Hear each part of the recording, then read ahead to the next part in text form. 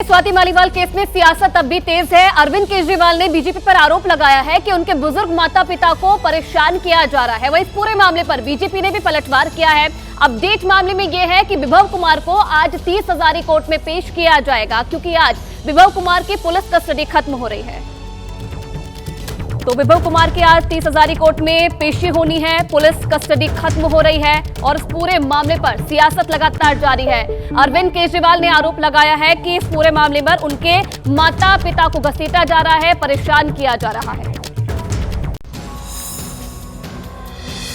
CM house में पिटाई मामले की जांच की आंच केजरीवाल की फैमिली तक पहुंची तो आम आदमी पार्टी ने भी इसे हथियार बना लिया है। 23 मई को सुबह से केजरीवाल के घर पर दिल्ली पुलिस का इंतजार हो रहा था। आम आदमी पार्टी लगातार इसे लेकर सोशल मीडिया पर पोस्ट कर रही थी, लेकिन दिल्ली पुलिस कल पूछताछ के लिए नहीं आई। लिहाजा इसी बीच केजरीवाल ने बुजुर्ग माता पिता को प्रताड़ित करने का आरोप लगाया है। मोदी जी मेरे बूढ़े और बीमार माता पिता को क्यों प्रताड़ित कर रहे हैं? आपकी लड़ाई मुझसे है, मेरे माता पिता को प्रताड़ित करना बंद कर दीजिए।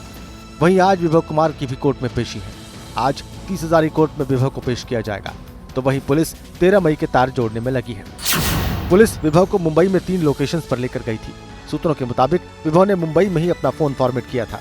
पुलिस सीएम हाउस में क्राइम सीन रिक्रिएट कर चुकी है, साथ ही सीएम हाउस की डीवीआर भी जब्त हो चुकी है। इसी बीच पहली बार स्वाति मालीवाल भी कैमरे के सामने आई है। जिस तरीके से इन्होंने मुझे मारा और पीटा है, अब चाहे दुनिया की कोई शक्ति लग जाए, मैं किसी भी हाल में रिजाइन नहीं करूंगी। महाराष्ट्र के डोंबिवली में भीषण हादसा हो गया। यहाँ पर केमिकल फैक्ट्री का बॉयलर फटने से 8 लोगों की मौत हो गई। हादसा इतना भीषण था कि आसपास की इमारतों को भी भारी नुकसान पहुंचा है। वो तस्वीरें भी आपको दिखाते हैं किस तरीके से ये भयानक हादसा हुआ है। केमिकल फैक्ट्री में बड़ा विस्फोट, बॉयलर फटने से 8 लोगों की मौत। कई किलोमीटर तक सुनाई दी गूंज। भयंकर आग और जोरदार धमाके के बाद आसमान में उठता काले धुएं का ये गुबार, दिल दहला देने वाला ये मंजर महाराष्ट्र के डोंबिवली इलाके में स्थित एक केमिकल फैक्ट्री का है, जहां बॉयलर फटने से 8 लोगों की जान चली गई और करीब 35 लोग जख्मी हो गए। ये दर्दनाक घटना गुरुवार दोपहर 1:40 की है। मरने वालों में 6 पुरुष और 2 महिलाएं शामिल हैं। धमाके की चपेट में आए इस शख्स की हालत बहुत कुछ बयान कर रही है। धमाके की गूंज कई किलोमीटर तक सुनाई दी। बड़े बड़े लोहे के टुकड़े हवा में उड़कर आए, कई गाड़ियों और घरों के शीशे चकनाचूर हो गए। पास की दुकानों में लगे सीसीटीवी की तस्वीर बता रही है कि हादसे ने सब कुछ तहस नहस कर दिया। ये डोंबिवली के एक केमिकल फैक्ट्री की है, जहां पर यहाँ पर आग को बुझाने का लगातार काम किया जा रहा है। तो इस तरह से ये पूरी यहाँ पर आप देखिए कि किस तरह से ये आग ने तांडव मचाया है और केमिकल फैक्ट्री में जो आग लगी है उसकी वजह से लोग यहाँ दहशत में हैं। हादसे के बाद सीएम एकनाथ शिंदे ने घटनास्थल का जायजा लिया, घायलों की मदद का आश्वासन दिया। बिहार में हुई जो हिंसा है उसका एक नया वीडियो सामने आया है और इस वीडियो में साफ दिख रहा है कि कैसे जो भीड़ है वो आगे बढ़ रही है। हाथों में लाठी डंडे लिए हुए एक दूसरे पर हावी होने की कोशिश की जा रही है। आपको बता दें कि मतदान के दौरान 20 मई को बिहार के छपरा में हिंसा हुई थी, जिसमें फायरिंग से एक व्यक्ति की जान चली गई थी। छपरा गोलीकांड की तस्वीरें देखिए। हथियारों से लैस भीड़ हिंसा पर आमादा है। 2 गुटों में हिंसक झड़प के बाद हुई फायरिंग, चुनावी रंजिश में चली गोली। छपरा गोलीकांड का एक और वीडियो सामने आया है। ये सीसीटीवी वीडियो छपरा के उसी भिखारी ठाकुर चौक के पास का है, जहां पर फायरिंग की घटना हुई थी। सीसीटीवी तस्वीर में उग्र भीड़ आगे बढ़ती नजर आ रही है। छपरा में मतदान के दौरान आरजेडी और बीजेपी समर्थक आमने सामने आ गए और हिंसक झड़प के बाद फायरिंग हुई, जिसमें एक युवक की मौत और 2 लोग घायल हो गए। भिखारी ठाकुर चौक बड़ा तेल, यहीं पे वोटिंग चल रही थी, जहां रोहिणी आचार्य जो कि राजद की उम्मीदवार है वो यहाँ पहुंची थी। इसके बाद यहाँ विवाद हुआ था। देखिए इस पूरे इलाके में पुलिस कैंप कर रही है। आप देखेंगे तो पुलिस के जवान यहाँ आपको देखने को मिलेंगे। पुलिस को जो अभी सीसीटीवी फुटेज मिला है, इसकी जांच की जा रही है। पुलिस आरोपियों की पहचान करने में जुटी है। फिलहाल सारण में पुलिस कैंप कर रही है, स्थिति नियंत्रण में है। जिले में इंटरनेट सेवा 25 मई तक बंद है।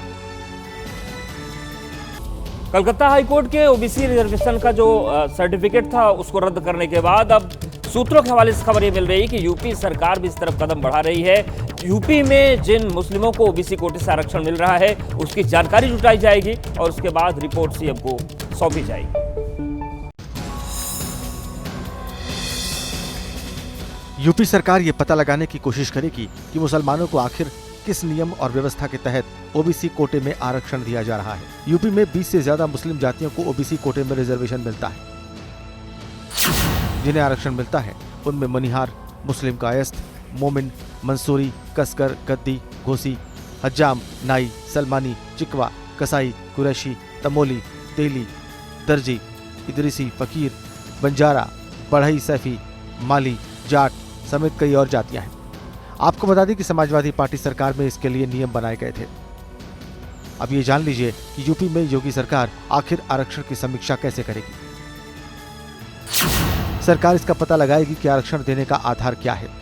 अधिकारियों को निर्देश है कि रिजर्वेशन की बारीकियों को देखें। आरक्षण का लाभ लेने वालों की जानकारी जुटाई जाएगी और फिर सीएम योगी के सामने रिपोर्ट पेश की जाएगी।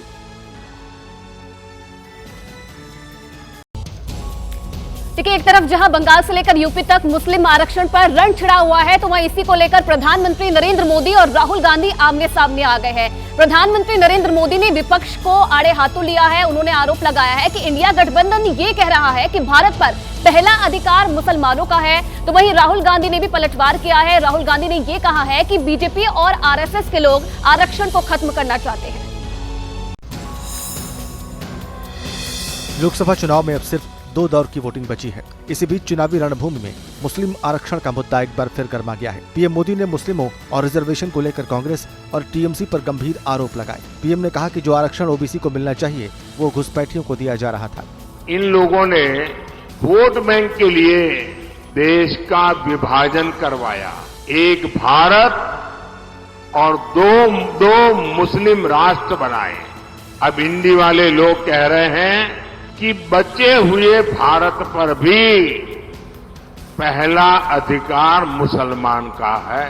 कल दिल्ली के दंगल में प्रचार करते वक्त राहुल ने भी आरक्षण का मुद्दा उठाया और बीजेपी पर जमकर बरसे। उन्होंने आरक्षण के लिमिट बढ़ाने का वादा कर डाला।